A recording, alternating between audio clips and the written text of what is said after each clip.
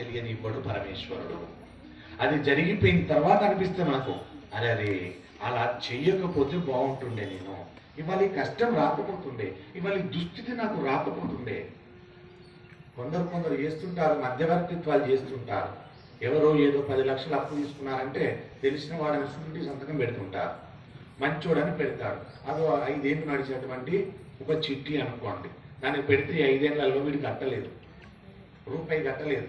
ఇప్పుడు ఎవరికి వెళ్ళాలి? మధ్యవర్తికి వెళ్ళిపోతుంది. ఆయన ఇంటికి నోటీసులు వచ్చినాయి, పోలీసు వాళ్ళు వచ్చారు, అరెస్ట్ చేసి పట్టుకుపోతారు. పోయి అక్కడ పోలీస్ స్టేషన్లో కూర్చున్నాక అప్పుడు తిరుగుతుంది దిమ్మ, ఎందుకు వచ్చింది ఇది నాకు. ఒక రోజు నాడు ఇద్దరం కూర్చొని తాగుతున్నాం. తాగే సమయంలో వాడొక మాట అన్నాడు. నేను పొరపాటున ఒక మాట ఇచ్చిన, నేను లేనా, నేను పెడితే నీకన్నా పెట్టాను. ఇవాళ వాడు కట్టలేదు. ఇవాళ నా మెడకు చుట్టుకుంటూరి, నా భార్య పిల్లకాడ నేనొకాడ ఇజ్జతిమానం పాయే అని ఆ రోజు ఆలోచించుకుంటే ఏమొస్తుంది? ఏమీ రాదు. అది చేసే ముందు ఆలోచించుకొని చెప్తుంది మహాభారతం. ఆ పని చేసే ముందు 1కి 10 సార్లు ఆలోచించు. మధ్యవర్తిత్వం వహిస్తున్నాను, ఎంతవరకు ఉండగలను? 5 లక్షలు కట్టానంటే 5 లక్షలు నా బ్యాంకులో ఉన్నాయా? వీడు కట్టడు 5 లక్షలు అని నిర్ణయం చేసుకొని పెట్టు ఫస్ట్. వీడు ఎట్లా కట్టడు 5 లక్షలు, కానీ 5 లక్షలు నా దగ్గర ఉన్నాయా? ఉన్నాయి. ఎక్కడున్నాయి? ఇంత బంగారం ఉంది, దాన్ని తీసి పక్కన పెట్టాను. వాడి కట్టన్నాడు, ఈ బంగారం అమ్మి కట్టేస్తా, లేదా ఇంత జాగు ఉంది అది అమ్మి కట్టేస్తా, లేదా నేను సంపాదించిన బ్యాంక్ బ్యాలెన్స్ డిపాజిట్ చేసి ఉంది దాన్ని తీసి ఇక్కడ కట్టేస్తా అన్న ఆలోచన కలిగితే మధ్యవర్తిత్వంలో సంతకాలు పెట్టాలను. అలా నీకు ఉండదు, కానీ ఆలోచన చేస్తావు. రేపు పొద్దున తల మీదకి సమస్య వచ్చినాక ఏడుస్తుంటావు. ఒక్కొక్కల ఆలోచనలు అలా ఉంటాయి. కాబట్టి దానికి స్వస్తి పలకాలు అంటారు. కాబట్టి 12 ఏళ్ళ అరణ్యంలోకి వెళ్ళిన వాళ్ళు ఎక్కడో అడవులలో వెళ్ళిపోయి ఆ కందమూలను తింటూ తేనె తాగుతూ దిక్కుతోచక బ్రహ్మచర్యంతో తిరుగుతూ నారచీరలు కట్టుకొని తాము రాజులమన్న విషయమే మర్చిపోయి పౌరుష ప్రతాపహీనులై తిరుగుతుంటే మనం ఇంత సైన్యంను పోటు చేసి ఇంకా వాళ్ళు బలంతో ఎప్పుడో అకస్మాత్తుగా అరణ్యంలోకి వెళ్ళి పాండవుల 5గురిని మట్టు పెట్టేయచ్చు. అప్పుడు శాశ్వతంగా పీడ వదిలిపోతుంది. ఒకవేళ మట్టు పెట్టలేకపోయినా వాళ్ళ 1 సంవత్సరం అజ్ఞాతవాసం చేయాలి కదా. వాళ్ళ 5గురు దాక్కోవటానికి తేలిగిన వాళ్ళు కారు. వాళ్ళ తేజస్సు దాస్తే దాగేది కాదు. అర్జునుడు, భీమసేనుడు ఆహార్యములు అలా ఉంటాయి, వాళ్ళని దాచిపెట్టి దాగే వాళ్ళు కాదు వాళ్ళు.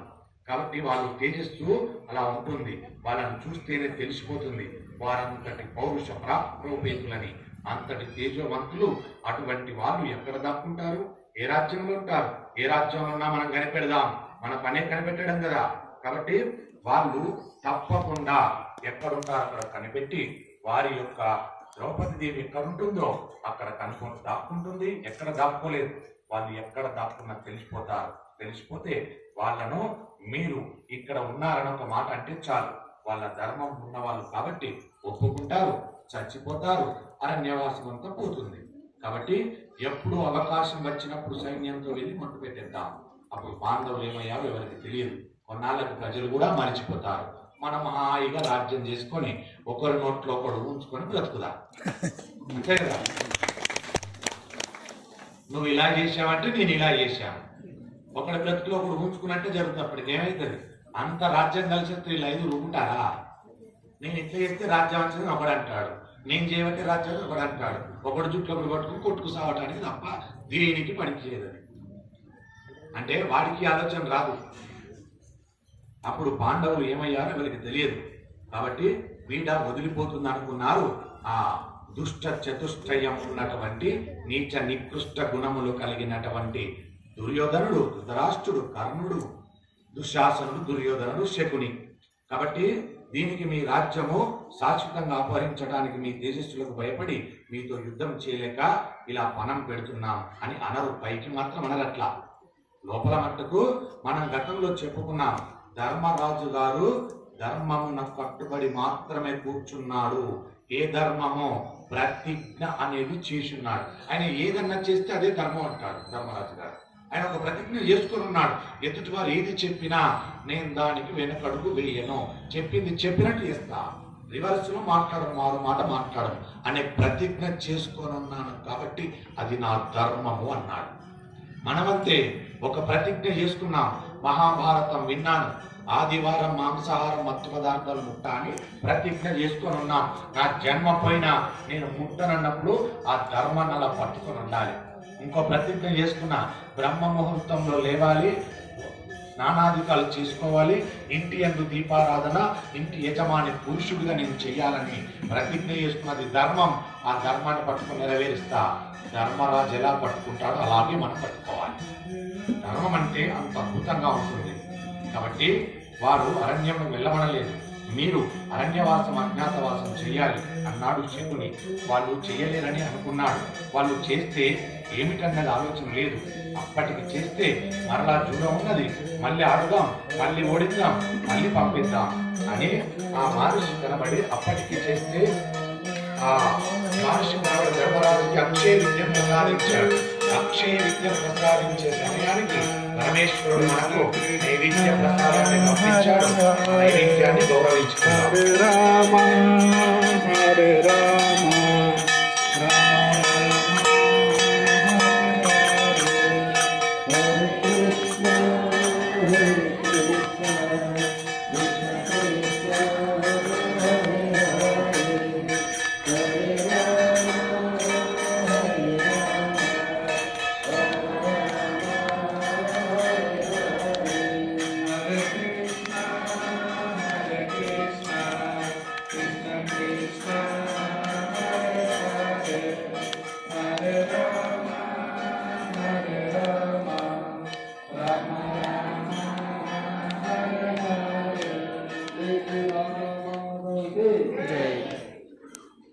జై శ్రీరామ్. వాళ్ళు అనుకున్నారు వీరు ఆ అడవిలో తాళలేక తట్టుకోలేక వాళ్ళు చేయలేరు, అజ్ఞాతవాసము అరణ్యవాసము చేయలేరు అని వాళ్ళు అనుకున్నారు. కానీ మహర్షి అరణ్యవాసంలో కనబడి ధర్మరాజుకి అక్షయ విద్యను ప్రసాదించాడు. అందుకని జూదం ఆడలేకపోయాడు. అరణ్యవాస అజ్ఞాతవాసముల తర్వాత జూదమునకు తలుపులు మూసుకుపోయాయి. చేయగలిగినది ఏమిటి అన్నవాళ్ళు పరమేశ్వరుడు యొక్క అనుగ్రహమును పొంది అర్జునుడు పాశుపతాస్త్రమును సంపాదించాడు. ఎందరో రాక్షసులను కిమ్మిరాదులను భీముడు తులనాడాడు. భీముడు చంపేశాడు, సంహారం చేశాడు. ధర్మరాజు కొన్ని వేల మంది బ్రాహ్మణులకు సూర్య భగవానుడు ఇచ్చినటువంటి అక్షయ పాత్రతో అన్నం పెట్టాడు. అడవిలో ఉండి కూడా ధర్మరాజు మహారాజులా ఉన్నాడు. వాళ్ళంతా సంతోషంగా ఉన్నారని ఏడుస్తూ కౌరవులు అంతఃపురంలో ఉన్న ఏడుస్తూనే బ్రతికారు. అందుకే ఎప్పుడు గుర్తుపెట్టుకోండి. చాలా మంది మాట్లాడుతుంటారు, అయ్యా మమ్మల్ని చూసి ఏడుస్తున్నారండి, మమ్మల్ని చూసి ఏడుస్తున్నారు, మా ఇంటి మీద ఏడుస్తున్నారు, మా మీద ఏడుస్తున్నారు అంటారు కదా. అన్న వాళ్ళ గురించి ఒకటే ఒక్క మాట, ఏడిచేవాడినో కంట్లోంచి ఏడుపు పోతుంది, వాడు కన్నీరు వాడే తీసుకుంటున్నాడు. రెండు, ఎక్కడ ఏడుస్తున్నాడు వాడు, నీ వెనకాతల ఏడుస్తున్నాడు అంటే వాడు ఎప్పుడు నీ వెనకాతలు ఉన్నట్టే కదా. వాడి గురించి నువ్వెందుకు ఏడుస్తావు? నువ్వు ఏడువకు, వాడు ఏడిపేదో వాడే ఏడుస్తున్నాడు, నీ వెనకాల ఏడుస్తున్నాడు, వాడు ఎప్పుడు వెనకాలే ఉండిపోతాడు. నువ్వైతే ముందే ఉన్నావు కదా, నువ్వు అదృష్టవంతునివి, ఇంకెందుకు నీకు బాధ అని అంటారు పెద్దలు. ఏడ్చేవాడిని ఏడవనివ్వండి దయచేసి. వాడు ఏడుస్తున్నాడని నువ్వు ఏడ్చి నువ్వెక్కడికో వెళ్ళి యంత్రాలు తాయకులు మంత్రాలు దుమ్ముదులు కట్టే అవన్నీ అవసరం లేదు. ఏడుస్తున్నారని ఇంటి మీద ఏడుకుందని మనసు మీద ఏడుకుందని ఇవన్నీ ఎందుకు కట్టించుకుంటావు? వద్దు, అవసరం లే. ఏడ్చేవాడిని ఏడవని, ఇంకా ఎదగడానికి ప్రయత్నం చేసుకోను, ఇంకా నిలబడటానికి ప్రయత్నం చేసుకో. నీకున్న సంతోషం వల్ల ఒకటే, ఏమిటి? వాడికంటే నేను ముందున్నాను అని అర్థం. ఎందులో ముందున్నాం మనం? వాడేమో వెనకాల ఏడుస్తున్నాడు, మనమేమో ముందు ఏడుస్తున్నాం. అయ్యో నా మీద ఏడుస్తున్నాడు, అయ్యో నా మీద ఏడుస్తున్నాడు. నా ముందున్నవాడు ఏడిపిది, ఎనుకున్నవాడు ఏడుపది. ముందున్నవాడు ఏడుపు ఇది ఉండద్దు. వాడు వెనకాల ఏడుస్తున్నాడు, ఏడుపాడు, వాడు బతుకు ఎప్పుడు వెనకనే ఉంటుంది. వాడు ఎప్పుడు వెనకబడే బతుకుతాడు, వాడు బతుకు ఎందుకు ఏడ్చేవాడు ఎప్పుడు వెనకనే ఉంటాడు. అది గుర్తుపెట్టుకోండి దయచేసి. కాబట్టి ఆ రకంగా వారు అంతఃపురం నుండి వాళ్ళు ఏడుస్తున్నారు. వీళ్ళేమో అజ్ఞాతవాసంలో అరణ్యవాసంలో అడవిలలో ఉండి కూడా సంతోషంగా ఉంటున్నాడు ధర్మరాజు తమ్ముళ్లతోటి. ఇప్పుడు దుర్యోధనాదులకు రెండు తలుపులు మూసుకుపోతున్నాయి. జూదం ఆడలేడు. మహర్షి ధర్మరాజుకు అక్షయుడు ఇచ్చేశాడు. యుద్ధమా చేయలేడు, రాజ్యమా ఇవ్వలేడు. కాబట్టి మూర్ఖత్వంతో 5 ఊళ్ళు కాదు, సూది మోపిన మనంత భూమిని కూడా ఇవ్వనన్నాడు. అప్పుడు కృష్ణుడు ఈ కర్ణులు 10 వేపులైనటువంటి వారిని నొత్తురని రారాజు అన్నాడు. భగవంతుని ఓర్పు ఎక్కడికి పోతుంది? తొడలు విరిగిపోయి యుద్ధ భూమిలో పడిపోయారు. అప్పుడు దుర్యోధనుడు కాకులు గద్దలు పీకేశాడు. ఇలా ఉంటుంది రేపు నీకు జరగబోయే పని అని చెబుతుంది. జూదం ఆడకముందే విషయాన్ని చెప్తున్నారు ఇక్కడ. బుద్ధి ప్రచోదనంలో శకుని బాగా అనుకుంటున్నాడు, కానీ జరగబోయేది అది చెప్తున్నాడు పరమేశ్వరుడు. ఒరే పిచ్చాడా, జరిగేది అదిరా, నువ్వు ఆలోచించేది తప్పురా అంటున్నాడు పరమేశ్వరుడు. కాబట్టి ఇక్కడ ఉన్నవాడు ఏడ్చేవాడు ఇప్పుడు అలానే ఏడుస్తాడు. వీడు చచ్చిపోతాడు వాడే వస్తాడు ఏడ్చేసి. కాబట్టి ధృతరాష్ట్రుని యొక్క కొంప ముంచింది. ఏది మాట్లాడక కూర్చున్న ధర్మరాజు అంతిమ విజయమును కారణమైంది. మౌనం కొన్ని సందర్భాల్లో ప్రతిఫలాన్ని ఇస్తుంది, శుభ ఫలితాన్ని ఇస్తుంది. ఎక్కడ ఎదుటివారు మనల్ని అకారణంగా తిడుతున్నారు, కొడుతున్నారంటే మౌనాన్ని వహించు. మౌనం మంచిది, ఓర్పు చాలా మంచిది. పెద్ద మంత్రం ఓర్పు, సహనం, ఓర్పు, ఓపిక ఇవి ఉండాలి. ఇవన్నీ ఒకదానికి కిందికి వస్తాయి, కానీ ఒక్కొక్కరు ఒక్కో మాటతో మాట్లాడుకుంటారు. ఓర్పు చాలా గొప్పది, అలా పట్టుకో, నిన్ను కాపాడుతుంది. ధర్మరాజు గారు శకుని చెప్పిన పందెమును అంగీకరించాడు.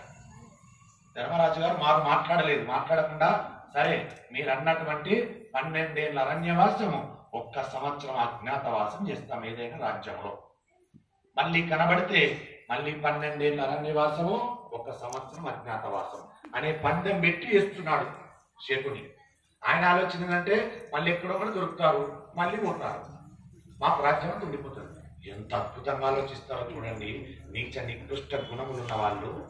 కానీ ఇక్కడ వాళ్ళకి ఇచ్చినంత విలువ ధర్మాన్ని పట్టుకోవడానికి ఇవ్వరు విలువ. ఇప్పుడు ఆ సభలో 100 మంది ఉన్నారు, వాళ్ళందరూ ఎవరిని తింటారు? శకుని తింటారు, దుర్యోధనుని తింటారు, ధృతరాష్ట్రుని తింటారు, ధర్మరాజుని తింటారు. ఏం పోయే కాలం వీడికి, మొన్ననే ఓడిపోయాడు, అవమానాలు పడ్డాడు, మళ్ళీ ఎందుకు వచ్చాడు వీడు? వీడికి బుద్ధి లేదయ్యా. వచ్చిన వాడు వచ్చాడు, మరి ఆయన 12 ఏళ్ల వనవాసం అంటున్నాడు, 1 సంవత్సరం అజ్ఞాతవాసం అంటున్నాడు, నాకు కొత్తయ్య అనొచ్చు కదా. అంటలేదు, మౌనంగా కూర్చున్నాడు. ఏదో పెద్ద ఘనకార్యం చేస్తున్నట్టుగా ఏదో మాట్లాడచ్చు కదా, నాకు వద్దు అనొచ్చు కదా, ఎందుకు అంటలేదు ధర్మరాజు అని అక్కడ సభలో ఉన్న వాళ్ళు మనలాంటి వాళ్ళు అనుకుంటూ ఉంటారు కదా. అనుకోకూడదు. ధర్మము నిర్ణయము వేరే ఉంటుంది, పరధర్మము నడిపించేది వేరుగా ఉంటుంది. ఇందాక చెప్పారు కదా, అలా వాళ్ళకు జరిగేది ఉంది. ఇప్పుడు ఎందుకు ధర్మరాజు మాట్లాడాడు, మౌనంగా ఉంటాడు. జరగాల్సింది కూడా నాకు ఇది మంచిగా అనుకుంటున్నాడు, నేను అన్యవాసం పోవడమే మంచిగా అనుకుంటున్నాడు ధర్మరాజు గారు. కాబట్టి శకుని చెప్పిన పందెంనకు ధర్మరాజు గారు అంగీకరించాడు. ఎవరు గెలిస్తే వాళ్ళు అంతఃపురంలో ఉంటారు, ఎవరు ఓడిపోతే వాళ్ళు 12 ఏళ్లు అరణ్యవాసం, 1 సంవత్సరం అజ్ఞాతవాసం చెయ్యాలి అన్న నిబంధన పెట్టి ఆయన వేస్తున్నాడు. ధర్మసుతుండొట్టి శకుని కధర్మ స్థితి నోటు వడయే దైవమున చేదిదం నిర్మితమైన శుభాశుభ కర్మ